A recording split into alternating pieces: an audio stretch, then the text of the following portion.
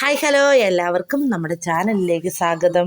ഇന്ന് നമ്മൾ തയ്യാറാക്കാൻ പോകുന്നത് മുട്ട ബജിയാട്ടോ. നമ്മൾ വൈകുന്നേരങ്ങളിലൊക്കെ കഴിക്കാൻ പറ്റുന്ന ഒരു അടിപൊളി പലഹാരമാണ്.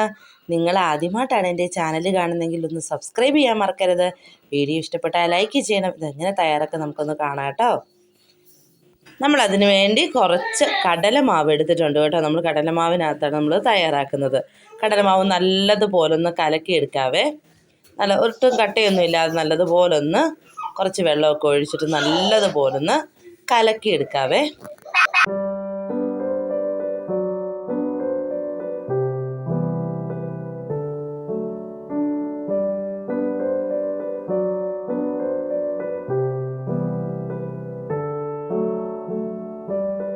ഇനി നമുക്ക് കുറച്ച് ഉപ്പിട്ട് കൊടുക്കാം കേട്ടോ. ഉപ്പിട്ട് കൊടുത്ത് നല്ലതുപോലെ ഒന്ന് ഇളക്കി മിക്സ് ചെയ്ത് കൊടുക്കാം കേട്ടോ. അധികം വെള്ളം ഒഴിച്ച് മാവ് കലക്കരുതേ. പിന്നെ നമുക്ക് ലേശം മുളക് പൊടി ഇട്ട് കൊടുക്കാം. പിന്നെ ഫുഡിന് കളറൊന്നും ഇട്ട് കൊടുക്കുന്നില്ല, മുളക് പൊടി മാത്രമേ നമ്മൾ ഇട്ട് കൊടുക്കുന്നുള്ളൂ. അത് നല്ലതുപോലെ ഒന്ന് മാവിൽ നല്ലതുപോലെ ഒന്ന് മിക്സ് ചെയ്ത് എടുക്കാം.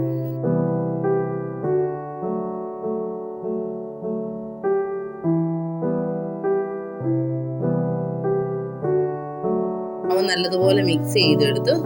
ഇനി മുട്ട പുഴുങ്ങി നമുക്ക് തോലൊക്കെ കളഞ്ഞ് വൃത്തിയാക്കി എടുത്തിട്ടുണ്ട്. ഇനി ഇത് നമുക്ക് നടുവേ ഒന്ന് മുറിച്ചെടുക്കാവേ.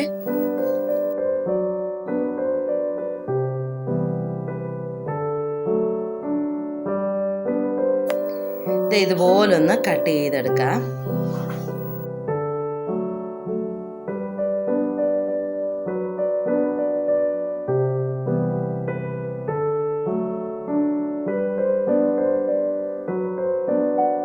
അങ്ങനെ മുട്ടയെല്ലാം നമ്മൾ കട്ട് ചെയ്തെടുത്തിട്ടുണ്ട്.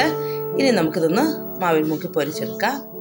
അതിനുവേണ്ടി ചട്ടിയടുപ്പിൽ വെച്ച് എണ്ണ നമ്മൾ ഒഴിച്ച് കൊടുത്തിട്ടുണ്ട്. എണ്ണ നല്ലതുപോലെ ഒന്ന് ചൂടായി വരണം.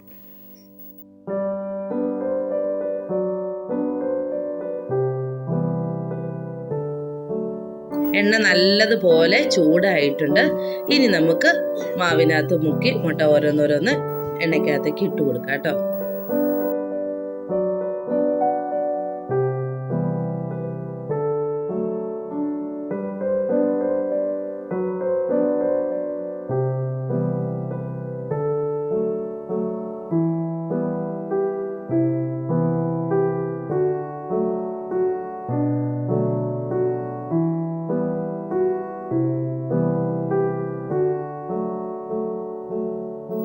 ഒരു സൈഡ് നല്ലതുപോലെ മൊരിഞ്ഞു. ഇനി മറിച്ചിടാവേ.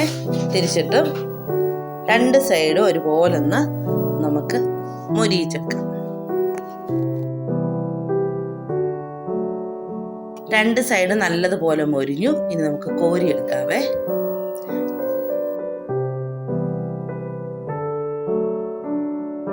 ബാക്കി വന്ന മുട്ടയും കൂടെ അതുപോലെ തന്നെ നമുക്ക് എണ്ണയ്ക്കകത്തിട്ട് പൊരിച്ചെടുക്കാം.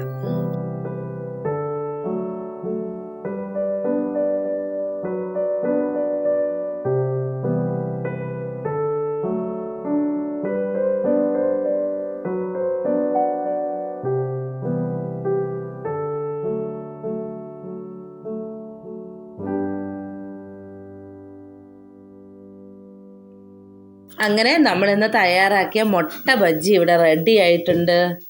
നല്ല ടേസ്റ്റാട്ടോ. വൈകുന്നേരങ്ങളിൽ പിള്ളേർ സ്കൂളൊക്കെ വിട്ട് വരുമ്പോഴത്തേന് തയ്യാറാക്കി പറ്റുന്ന ഒരു അടിപൊളി വിഭവമാണ്.